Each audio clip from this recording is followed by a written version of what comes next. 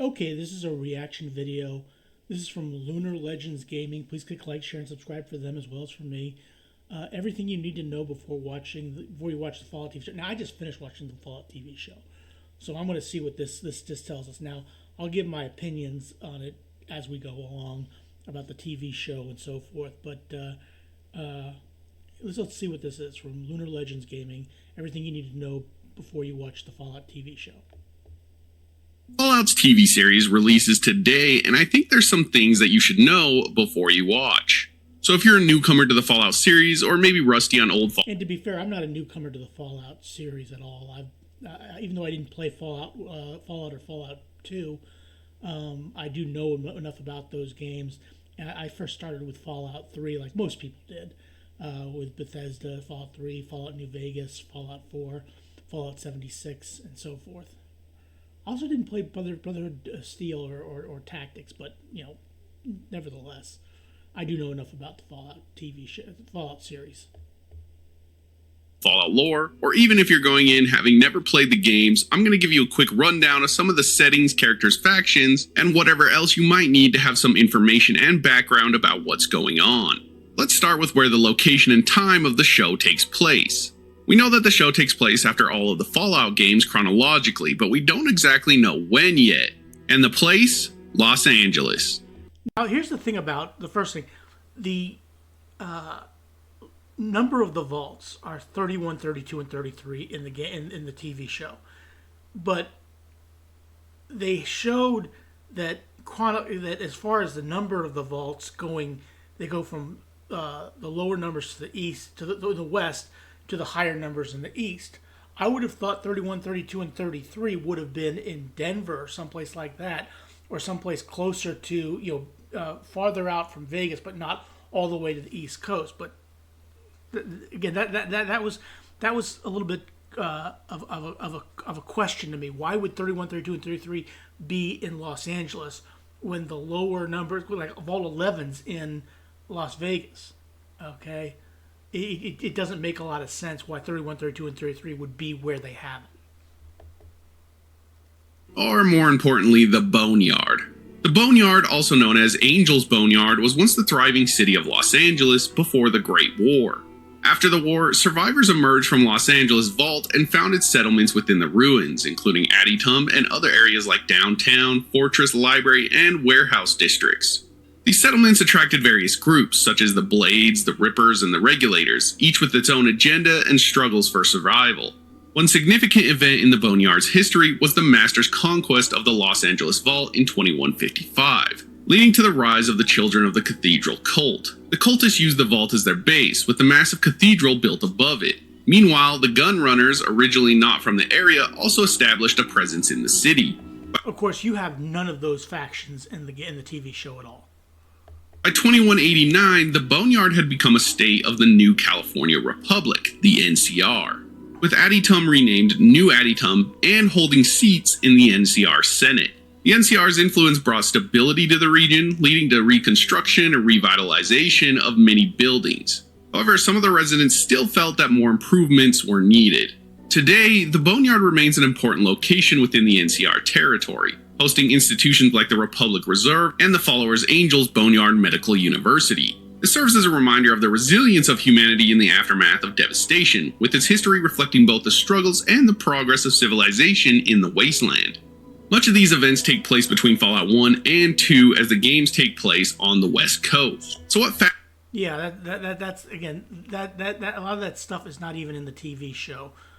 So a lot of this stuff is not really necessary to, they really did keep it pretty condensed in terms of what they showed versus what they didn't show. Okay, now these are things that you are interesting to know because there are a lot of Easter eggs in the TV show that you find out. But some that'll go over people's head, but some that will not. Factions should still be important to the region during the show. Well, let's start with the NCR, the supposed biggest force on the West Coast. The New California Republic, the NCR, is a federal republic founded in 2189 in the post-apocalyptic setting of New California. It is comprised of 5 states in Southern California with additional holdings in Northern California, Oregon, and Nevada. The NCR considers itself a successor to the pre-war values of democracy, personal liberty, and the rule of law. And the NCR doesn't really play a part in the Fallout TV show at all. They kind of show up near the end, and you do see the flag in the schoolroom at Vault 4, but they really don't play a part in the series at all. Society in the NCR is characterized by a steady economy, healthcare, laws, and organized government. Its diverse population enjoys a range of lifestyles, from urban centers to frontier settlements. However, economic prosperity has led to a shift towards individual prosperity over communal welfare, with many of the citizens now needing work for their livelihoods. The NCR upholds principles of equality, prohibiting discrimination based on gender, ethnicity, sexuality, or religious belief. It also protects ghouls and mutants, although enforcement of these rights can be inconsistent. Despite these protections, wealth inequality has grown, with wealthy individuals exerting significant influence in politics. Economically, the NCR relies on agriculture, ranching, manufacturing, and trade. It has a complex currency system. Transitioning from gold... Of course, a lot of this stuff is not even covered in the Fallout TV show, so I don't know why they think you need to know it, but it is interesting, because the New California Republic is the closest thing to actually having a working nation in the post-apocalyptic world of Fallout. Back coins to fiat currency. The NCR dollar is the official currency, but bottle caps are also used as an alternative, especially in areas outside of NCR control. The NCR's population has grown rapidly, exceeding 700,000 citizens by 2241. This growth has strained resources, leading to and of course, some of those citizens are not exactly citizens who want to be citizens. A lot of those are citizens that have been forced to join the NCR. Concerns about food shortages and the needs for territorial expansion. The NCR has a strong military, able to conscript large numbers of troops and maintain a significant presence in the wasteland. Politically, the NCR is a representative democracy, with an executive branch headed by the president and a legislative branch known as the Congress. The judiciary is responsible for interpreting and upholding NCR law. The NCR is divided into 5 states, with additional territories that may become states in the future. Overall, the NCR represents progress and civilization in the wasteland, but its expansionist policies and internal challenges have led to criticism and controversy. It's also important to note that they did try to expand into the Mojave area and take control of the Hoover Dam and New Vegas.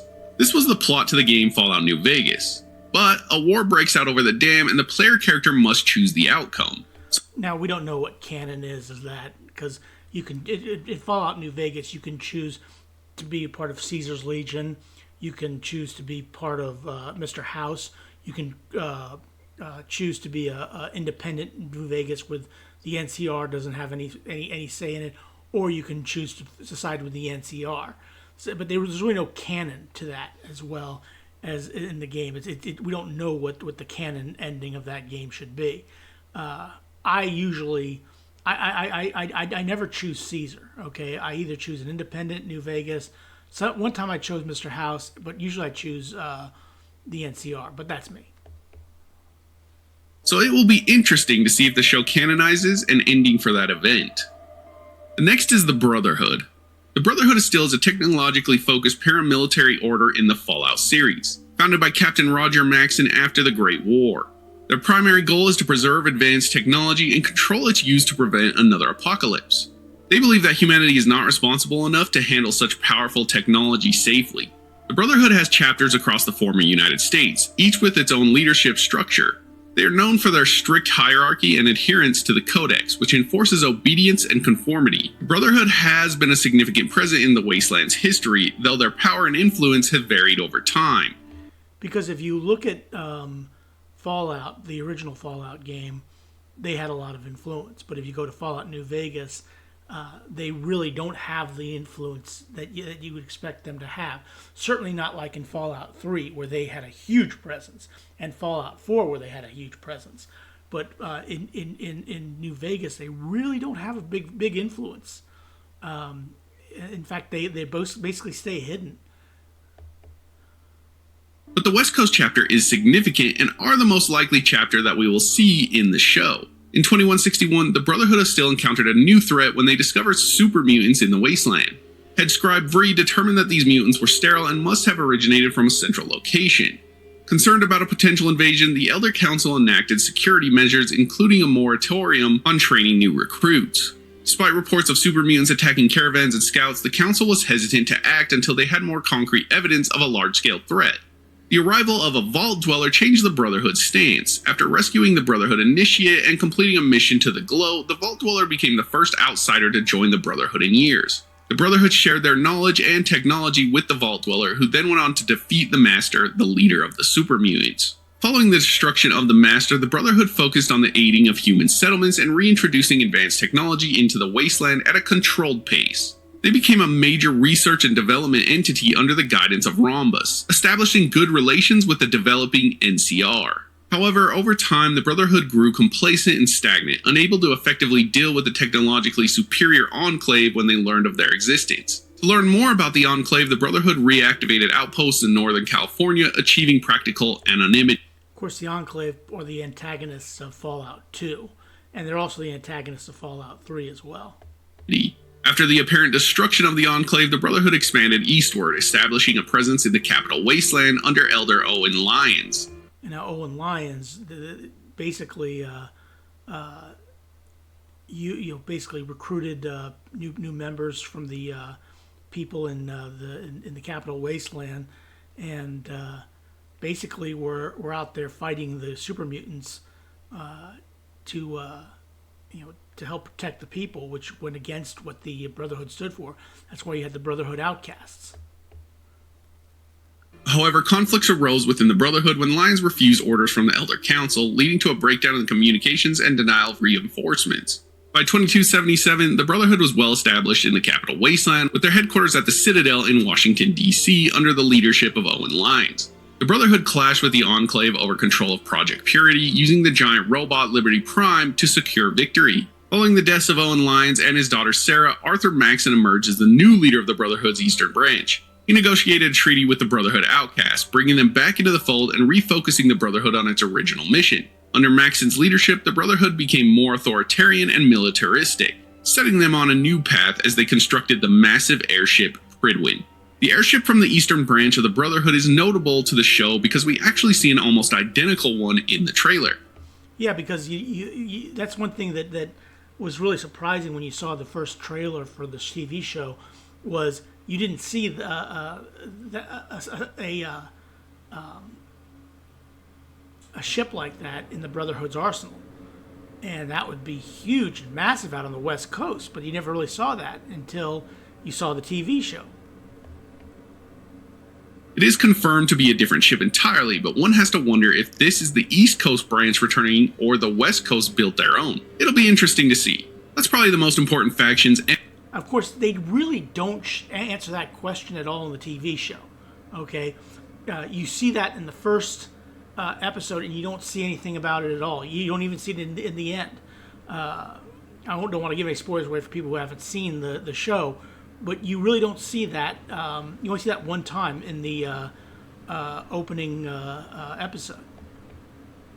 And their events you'll need to know for the show, unless the Enclave reappear as well. If that's the case, then I don't want to spoil them for you.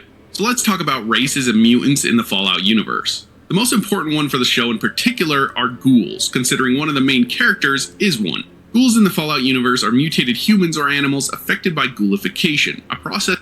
And there's a couple of ghouls in the show. Again, one of the things about the TV show does is it stays focused on its story, but you don't have Mirelurks, you don't see Deathclaws.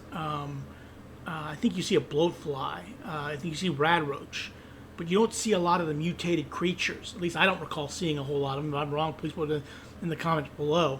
But it was really a very much a straightforward storyline.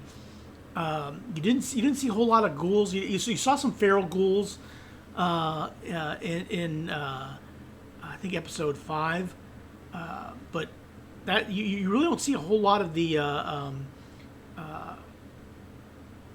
creatures that you normally see in a Fallout game. This caused by intense and prolonged exposure to radiation. Despite their zombie-like appearance, ghouls are not actually rotting. Rather, radiation has severely damaged their skin, flesh, and in some cases, ligaments. Some ghouls retain their humanity, while others become feral and lose their mental faculties. However, ghouls have greatly extended lifespans and are immune to and sometimes healed by radiation. The history of ghouls is marked by suffering. Many ghouls emerged as a result of the Great War, while others were ghoulified later through controlled exposure to radiation. In California, ghouls were the first to begin rebuilding civilization, with Necropolis being founded by the inhabitants of Vault 12 in 2083. However, the city eventually declined, especially after an attack by the Unity in 2157, which led to a great migration of ghouls to other settlements. Some notable ghoul settlements include Broken Hills, the NCR state of Dayklo, and Gecko. Despite facing discrimination and dwindling numbers, ghouls are increasingly seen as equal members of society in the Wasteland. I'll cover...